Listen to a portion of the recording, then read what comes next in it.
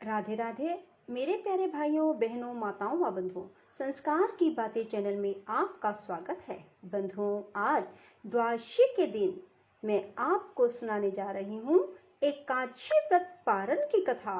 बंधुओं, जिसे सुनने मात्र से आपको एकादशी व्रत के पूर्ण फल की प्राप्ति होगी। बंधुओं, यदि आपने हमारे YouTube चैनल को अब तक सब्सक्राइब नहीं किया तो जरूर करें और बेल आइकन दबाना ना भूलें, ताकि आपको हमारी आने वाली सभी वीडियोस की जानकारी सबसे पहले हो सके। बंधुओं, वीडियो को पूरी सुनने के बाद कमेंट बॉक्स में जय तुलसी माँ जरूर लिखें। बोलो तुलसी माता की जय हो। हमने आपके मुख से तुलसी के पत्र और पुष्प का शुभ महात्म सुना, जो भगवान विष्णु को बहुत ही प्रिय है। अब हम आपसे तुलसी की पुण्य में कथा को सुनना चाहते हैं।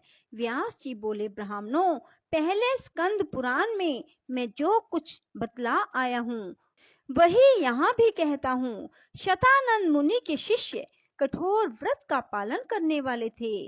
उन सब ने एक दिन अपने गुरु को प्रणाम करके परम पुण्य और हित की बात पूछी। शिष्यों ने कहा, नाथ, ब्रह्मवेताओं में श्रेष्ठ आपने पूर्व काल में ब्रह्मा जी के मुख से तुलसी जी के जिस कथा का श्रवण किया था उसको हम सब सुनना चाहते हैं।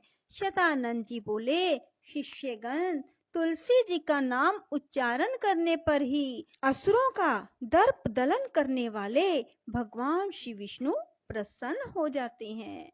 मनुष्य के पाप नष्ट हो जाते हैं, उन्हें अक्षय पुण्य की प्राप्ति होती है।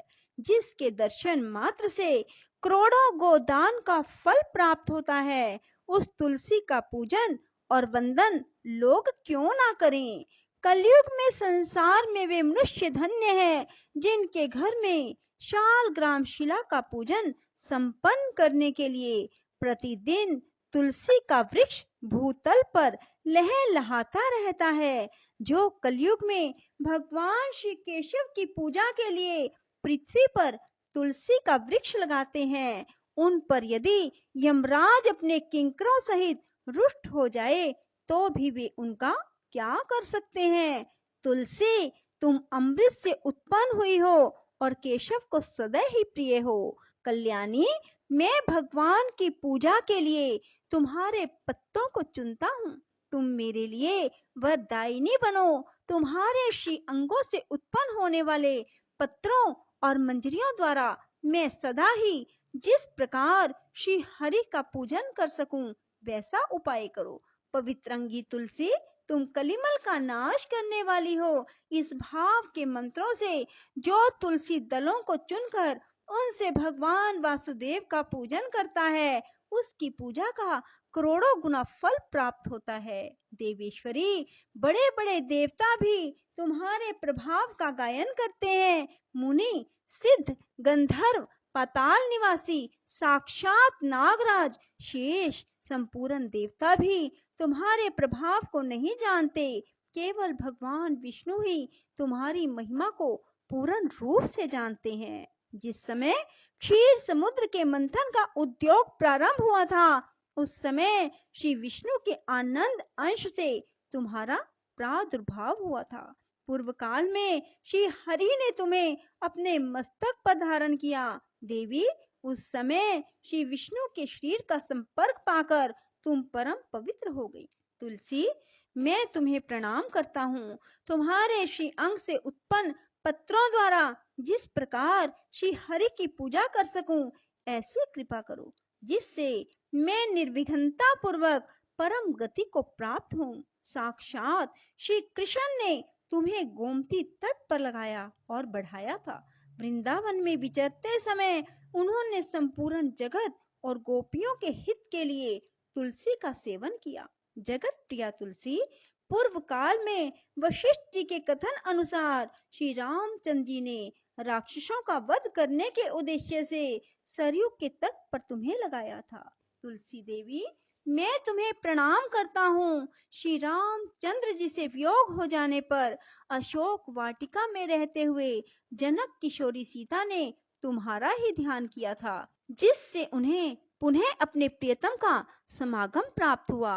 पूर्व काल में हिमालय पर्वत पर भगवान शंकर की प्राप्ति के लिए पार्वती देवी ने तुम्हें लगाया और अपनी अभीष्ट सिद्धि के लिए तुम्हारा सेवन किया। तुलसी देवी, मैं तुम्हें नमस्कार करता हूँ।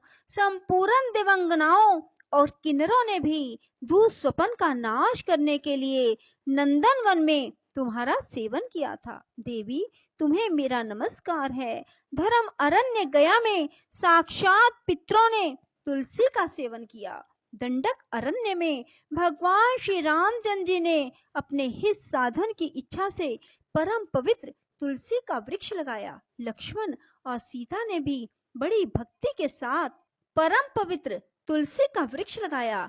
लक्ष्मण और सीता ने भी बड़ी भक्ति के साथ उसे पोसा। जिस प्रकार शास्त्रों में गंगा जी को त्रिभुवन व्यापिनी कहा गया है, उसी प्रकार तुलसी देवी भी संपूर्ण चराचर जगत में दृष्टि गोचर होती है। तुलसी का ग्रहण करके मनुष्य पातकों से मुक्त हो जाता है। और तो और मुनीश्वरों, तुलसी के सेवन से ब्रह्म हत्या भी दूर हो जाती है। तुलसी के पत्ते से टपकता हुआ जल जो अपने सिर पर धारण करता है, उसे गंगा स्नान और 10 गोदान का फल प्राप्त होता है। देवी, मुझ पर प्रसन्न होवो। देवेश्वरी, हरि प्रिय, मुझ पर प्रसन्न हो जाओ। क्षीर सागर के मंथन से प्रकट हुई तुलसी देवी, मैं तुम्हें प्रणाम करता हूँ। द्वादशी की रात्रि में जागरण करके जो इस तुलसी माँ की कथा को सुनता है, भगवान श्री विष्णु उसके 32 अपराध क्षमा कर देते हैं। बाल्य अवस्था, कुमार अवस्था, जवानी और बुढ़ापे में जितने पाप किए जाते हैं, वे सब तुलसी स्तोत्र के पाठ से नष्ट हो जाते हैं। तुलसी के स्तोत्र से संतुष्ट होकर भगवान सुख और अभ्युदय प्रदान करते हैं। जिस घर में तुलसी जी की इस कथा को सुना जाता है, पढ़ा जाता है, उसका कभी अशुभ नहीं होता, उसका सब मंगल ही होता है, किंचित भी अमंगल नहीं होता। उसके लिए सदा सुकाल बना रहता है, वह घर प्रचुर धन धान्य से भरा रहता है। तुलसी जी की इस कथा को सुनने से मनुष्य के हृदय में भगवान विष्णु के प्रति अविचल भक्ति होती है, उसका वैष्णवों से कभी वियोग नहीं होता। इतना ही नहीं, उसकी बुद्धि कभी अधर्म में प्रवृत्त नहीं होती। जो द्वादशी की रात्रि में जागरण करके तुलसी जी की इस कथा का पाठ करता है, उसे करोड़ों तीर्थों के सेवन का फल प्राप्त होता है। बोलो विष्णु भगवान की जय, तुलसी माता की जय। राधे राधे, जय श्री कृष्णा। बंधुओं, यदि आपको हमारी वीडियो पसंद आए तो इसे लाइक करें और शेयर भी जरूर करें। धन्यवाद।